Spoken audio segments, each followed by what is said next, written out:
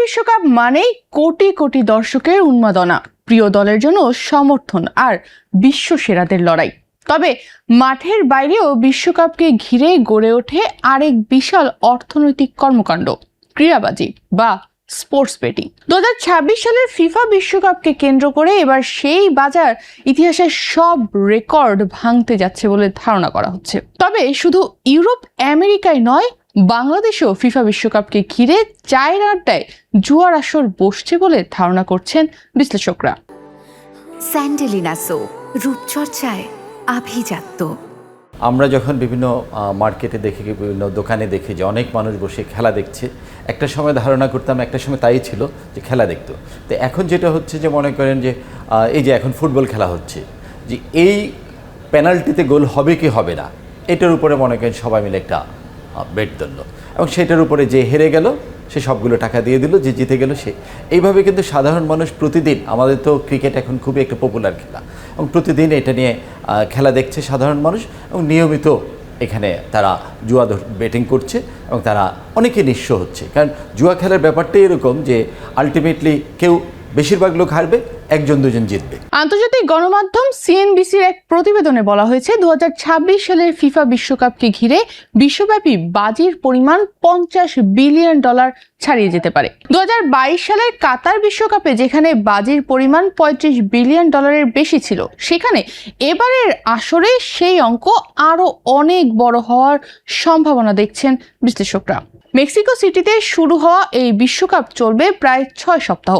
টুর্নামেন্টের ফাইনাল অনুষ্ঠিত হবে যুক্তরাষ্ট্রের নিউ জার্সির ইস্ট রাদারফোর্ডে অবস্থিত মেটলাইফ স্টেডিয়ামে। এবারে আসরে 48টি দল অংশ নিয়েছে এবং মোট 104টি ম্যাচ অনুষ্ঠিত হবে, যা 2022 সালের তুলনায় 40টি বেশি ম্যাচ। গ্রুপ পর্ব শেষ হতেই শুরু হয়েছে নকআউট পর্বের সমীকরণ। 48 দল নিয়ে প্রথমবারের মতো আয়োজিত বিশ্বকাপে 12টি গ্রুপ থেকে শীর্ষ 2 দল এবং সেরা 8টি তৃতীয় স্থানে থাকা দল মিলিয়ে মোট 32টি দল জায়গা করে নিয়েছে রাউন্ড অফ 32-তে। বিশ্লেষকদের মতে ম্যাচ সংখ্যা বৃদ্ধি পাওয়ায় বাজির সুযোগও উল্লেখযোগ্য হারে বাড়ছে। পাশাপাশি উত্তর আমেরিকার অনুকূল সময় অঞ্চল এবং যুক্তরাষ্ট্রের বৈধ ক্রীড়াবাজির অর্থাৎ বৈধ জুয়ার বিস্তারও এই বাজারকে আরো বড় করে তুলছে।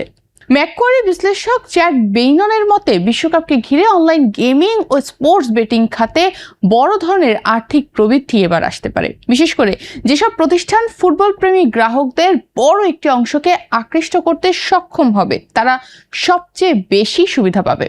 বিশ্বের অন্যতম বড় স্পোর্টস বেটিং প্রতিষ্ঠানগুলোর একটি ফ্যানডুয়েলের মূল প্রতিষ্ঠান ফ্লাটার এন্টারটেইনমেন্টকেও সম্ভাব্য সুবিধাভোগী তালিকায় রাখা হয়েছে। প্রতিষ্ঠানটির প্রধান নির্বাহী পিটার জ্যাকসন সম্প্রতি এক আন্তর্জাতিক সাক্ষাৎকারে বলেছেন, যুক্তরাষ্ট্রের সুপার বোলকে বড় আয়োজন মনে করা হলেও বিশ্বকাপের দর্শক সংখ্যা তার চেয়ে অনেক বেশি।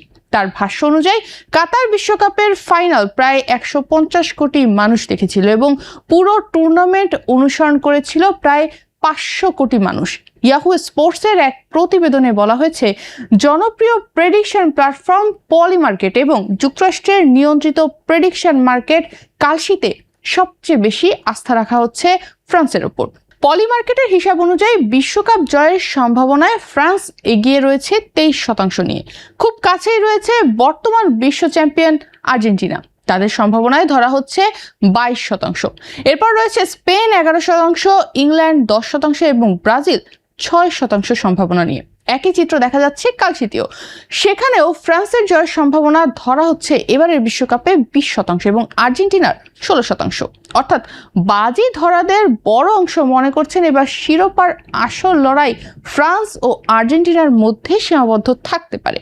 ইয়াহু ফাইন্যান্সের প্রতিবেদন অনুযায়ী পলিমার্কেটে বিশ্বকাপ জয়ী নিয়ে মোট পূর্বাভাসের 45%-এরও বেশি অর্থ ফ্রান্স ও আর্জেন্টিনার পক্ষে গেছে। আর বিশ্লেষকদের মতে এটি দেখায় যে বাজির বাজারে এই 2 দলকে ঘিরেই সবচেয়ে বেশি আস্থা তৈরি হয়েছে এবং টাকার লেনদেনও হয়েছে। পরিসংখ্যানগতভাবে ফ্রান্সকে ফেভারিট ধরা হলেও বর্তমান চ্যাম্পিয়ন আর্জেন্টিনাও ব্যাপক সমর্থন পাচ্ছে। বিশ্বকাপের বাণিজ্যিক সফলতাও ইতিমধ্যে নতুন উচ্চতায় পৌঁছে গেছে। ফিফার তথ্য অনুযায়ী এবারের বিশ্বকাপে স্টেডিয়ামে দর্শক উপস্থিতি ৩৬ লাখ ছাড়িয়েছে, যা বিশ্বকাপ ইতিহাসে এক নতুন রেকর্ড। যুক্তরাষ্ট্র, কানাডা ও মেক্সিকো এই ৩ দেশের যৌথ আয়োজনে বিস্তৃত ভেন্যু ব্যবস্থার কারণে এই রেকর্ড সম্ভব হয়েছে। মাঠের বাইরের অর্থনৈতিক কর্মকাণ্ডেও বিশ্বকাপ বড় ধরনের প্রভাব ফেলেছে। জাতীয় দলভিত্তিক ফ্যান টোকেনগুলোর চাহিদা গ্রুপ পর্ব শেষ হওয়ার পর উল্লেখযোগ্যভাবে বেড়েছে। একই সঙ্গে পলিমার্কেট ও কালসির মতো প্রেডিকশন প্ল্যাটফর্মগুলো বিশ্বকাপকে কাজে লাগিয়ে নিজেদের জনপ্রিয়তা প্রতিদিন বাড়াচ্ছে। বিশ্বকাপের বাণিজ্যিক সাফল্য ভবিষ্যতের টুর্নামেন্টের কাঠামোতেও পরিবর্তন আনতে পারে বলে আলোচনা শুরু হয়েছে ইতিমধ্যেই। স্পোর্টস বিজনেস জার্নালের তথ্য অনুযায়ী ফিফা 2038 সালের বিশ্বকাপ দল সংখ্যা 64তে উন্নীত করার সম্ভাবনা নিয়ে অভ্যন্তরীণভাবে আলোচনা করছে। যদিও এবারের 48 দলের বিশ্বকাপে আয়োজক দেশগুলোর জন্য বড় ধরনের লজিস্টিক চ্যালেঞ্জ তৈরি করেছে। বিশ্লেষকরা বলছেন, বিশ্বকাপ এখন শুধু ফুটবল টুর্নামেন্টই নয়, বরং এটি একটি বিশাল বৈশ্বিক অর্থনৈতিক ও বাণিজ্যিক ইভেন্টে পরিণত হয়েছে। মাঠে কোন দল শিরোপা জিতবে তা সময় বলে দেবে, তবে বাজির বাজারে আপাতত ফ্রান্স এবং আর্জেন্টিনাই সবচেয়ে বেশি আস্থার প্রতীক হয়ে উঠেছে। বিশেষজ্ঞরা বলছেন, বিশ্বকাপের জনপ্রিয়তা যত বাড়বে ততই বাড়ছে বৈধ ও অবৈধ উভয় ধরনের বাজির বাজার। অনেক দেশে স্পোর্টস বেটিং বৈধ করা হলেও বিশ্বের বিভিন্ন অঞ্চলে এখন অবৈধ জুয়ার নেটওয়ার্ক সক্রিয় রয়েছে। ফলে বিশ্বকাপকে ঘিরে বিপুল অর্থের লেনদেন, অনিয়ন্ত্রিত বাজি এবং আর্থিক ঝুঁকি নিয়েও চলছে আলোচনা। জুয়া সচেতনতা বিষয়ক বিভিন্ন সংগঠন সতর্ক করে বলছে, বিশ্বকাপে বাজি ধরতে এসে অনেক মানুষ পরবর্তীতে আরো ঝুঁকিপূর্ণ ও আসক্তিকর জুয়ার দিকে ঝুঁকে যেতে পারেন। এদিকে স্টপ প্রিডেটরি গ্যাম্বলিং এর জাতীয় পরিচালক লেস বার্নালের দাবি, বিশ্বকাপ চলাকালে বিশ্বের লাখো মানুষ, বিশেষ করে তরুণ পুরুষরা ঋণ ও আর্থিক সংকটে পড়তে পারেন। তার মতে, দীর্ঘমেয়াদে অধিকাংশ বাজিধারী অর্থ হারান এবং বাণিজ্যিক জুয়া প্রতিষ্ঠানগুলোর ব্যবসায়িক মডেল অনেকাংশেই নির্ভর করে নিয়মিত জুয়ায় আসক্ত হয়ে পড়া গ্রাহকদের ওপর। অন্যদিকে যুক্তরাজ্য ভিত্তিক জুয়া সংস্কার কর্মী ম্যাট জার্ভ কাজিনো সতর্ক করে গণমাধ্যমকে বলেছেন, বিশ্বকাপে বাজি ধরতে আসা ব্যবহারকারীদের অনেক সময় আরো বেশি লাভজনক ক্যাসিনো গেমের দিকে আকৃষ্ট করা হয়, যা আসক্তির ঝুঁকিও বাড়াতে পারে। এক গবেষণায় দেখা গেছে, যুক্তরাজ্যের জুয়া কোম্পানিগুলোর মোট আয়ের 79% আসে সবচেয়ে বেশি খরচ করা 10% গ্রাহকের কাছ থেকে। ফলে সমালোচকদের মতে, জুয়ার বাজারের বড় অংশই নির্ভর করে অল্প সংখ্যক উচ্চ ব্যয়কারী ব্যবহারকারীর ওপর। তবে বেটিং শিল্পের প্রতিনিধিরা বলছেন, বৈধ নিয়ন্ত্রিত বাজারে গ্রাহকদের সুরক্ষার জন্য বিভিন্ন ব্যবস্থা এবার রয়েছে। বয়স যাচাই, সীমা নির্ধারণ, স্বেচ্ছা অ্যাকাউন্ট বন্ধ করার সুযোগ এবং ঝুঁকিপূর্ণ আচরণ পর্যবেক্ষণের মতো ব্যবস্থা ব্যবহারকারীদের সুরক্ষা দিতে এবার সহায়তা করে। এদিকে অনলাইন প্রেডিকশন মার্কেট নিয়েও নতুন করে শুরু হয়েছে বিতর্ক। যুক্তরাষ্ট্রের নিয়ন্ত্রক সংস্থা CFTC সম্প্রতি সন্ত্রাসবাদ, যুদ্ধ, হত্যা কিংবা অবৈধ কর্মকাণ্ড সংক্রান্ত বাজির বাজারের ওপর কঠোর নিয়ন্ত্রণ আরোপের প্রস্তাব দিয়েছে, কারণ অনেক প্রেডিকশন প্ল্যাটফর্মে রাজনৈতিক ও আন্তর্জাতিক সংঘাত নিয়েও বাজি ধরার সুযোগ তৈরি হয়েছিল, যা ব্যাপক সমালোচনার জন্ম দেয়।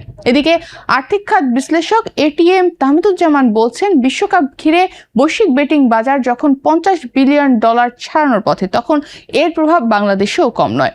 প্রতিদিন চায়ের আড্ডায় সাধারণ মানুষরা কয় গোল হবে, কে জিতবে তা নিয়ে হচ্ছে একের পর এক বাজি। ফিফাকে কেন্দ্র করে এটা তো এখন ইন্টারন্যাশনালি সবাই জানে যে প্রচুর বেটিং হচ্ছে এবং মানে আমাদের ফুটবলের যে একসময়ের যে মজাটা ছিল সে মজাটা অনেকটাই নষ্ট হয়ে গিয়েছে। যে অনেক ক্ষেত্রে এখন মূলত যতটা না খেলার প্রতি আগ্রহ, তার থেকে হচ্ছে গিয়ে জুয়ার প্রতি আগ্রহটা বেড়ে গেছে।